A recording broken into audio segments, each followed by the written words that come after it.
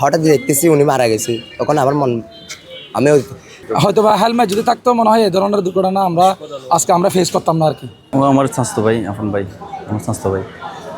ও হঠাৎ করে আমি শুনলাম এখন এইমাত্র, আমি আমার বিজনেসে ছিলাম, কল দিয়েছিল আমার একটা বন্ধু, তারপর অ্যাক্সিডেন্ট হয়েছে।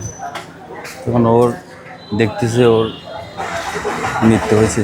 এটা শুনলাম গাড়ি কোরেলিয়াতে গাড়ি অ্যাক্সিডেন্ট হয়েছে। ড্যাম্পার ছিল, এরা বাইকে ছিল মনে হয়, ওখানে অ্যাক্সিডেন্ট হয়েছে, ওই সাথে সাথে মৃত্যুবরণ করছে। হ্যাঁ, আরফাত হলো কিছু করতো না, ও বাসায় থাকতো, মানে দীর্ঘদিন। এখন আপাতত কিছু করে না, স্টাডি পরে ও আর কিছু করে না। অবশ্যই এটা আমরা প্রশাসনের একটা পদক্ষেপ নিব, যেটা অন্যভাবে বেপরোয়া গাড়ি চালায় যেন অ্যাক্সিডেন্ট করছে, আমরা প্রশাসনের কাছে অবশ্যই।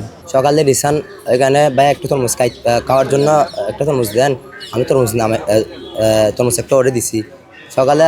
তারপর শুনতেছি ওরা নাকি বাইক অ্যাক্সিডেন্ট করছে।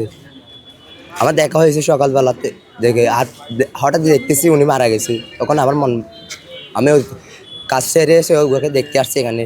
তারপর রিসান হচ্ছে ওর বন্ধু, সানির বন্ধু, সানি বাইক চালা দিচ্ছে, রিসান পিছনে থাকবে মনে হয়, রিসান গাড়ি চালাবে না, যেটা আমার সম্ভাবনা। তারপর আরেকটা যে আছে উনি বাসা হচ্ছে ডিগপাড়া, হতে পারে আমার যাওয়া ধারণা, এই যার পরিচয় পাচ্ছে না তার বাসা হচ্ছে, আমার যাওয়ার সম্ভাবনা তার বাসা হচ্ছে ডিগপাড়া হতে পারে, বুঝছেন, শিউলি দিতে পারছি না আমি, বুঝছেন। তারপরে রিসানের বাসা হচ্ছে মুক্তারপুল, ওর বাসা হচ্ছে মুক্তারপুল। ক্যামেরার মাধ্যমে মনে হয় এটা বের করে মনে হয় গাড়িটাকে মনে শনাক্ত করতে পারছে মনে হয়, আমরা এতটুকু মানে নিউজটি পাইছি আর কি। ওরা তো এখনো ছেলে, ওরা এখনো মানে স্টুডেন্ট, আনুমানিক 18 থেকে 20 হবে ওদের বয়স। অতটুকু আমাদেরকে বলতে পারবো আর কি, যতটুকু জানতে পারছি। এখন তো ঘটনা একটা হয়ে গেছে, আমাদের একটা মানে আপনাদের সবার মাধ্যমে একটা মেসেজটা আমরা পৌঁছাতে চাই। প্রত্যেক ঘরের মা বাবাদের উচিত 18 থেকে 20 বছর ছেলেদেরকে যেন বাইক থেকে দূরে রাখে, আর যদি বাইক চালায় ওদেরকে মাস্ট বি যেন হেলমেটটা পরে। আজকে যে ঘটনাটা হয়েছে আমরা যতটুকু অনুধাবন করতে পারছি সেটা হচ্ছে মানে যদি হেলমেট থাকতো হয়তো বাবা প্রাণে রক্ষা পাইতো, এটা আমরা মনে করি আর কি। এটা হচ্ছে সোশ্যাল মিডিয়ার মাধ্যমে আমরা এটাই জানাতে চাই, মা বাবার থেকে সচেতন হতে হবে।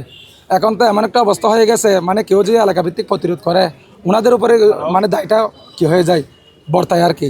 তো আপনাদের সবার প্রতি অনুরোধ থাকবে, আপনারা মিডিয়ার মাধ্যমে এটাই প্রচার করবেন যাতে ছেলেরা মানে প্রাপ্তবয়স্ক না হওয়ার আগ পর্যন্ত যেন কেউ বাইক না দেয়, তার অভিভাবকরা যেন বাইক না দেয়, এটাই। না, আশা করি হেলমেট ছিল না, হয়তো বা হেলমেট যদি থাকতো মনে হয় এই ধরনের দুর্ঘটনা আমরা ফেস করতাম না আর কি।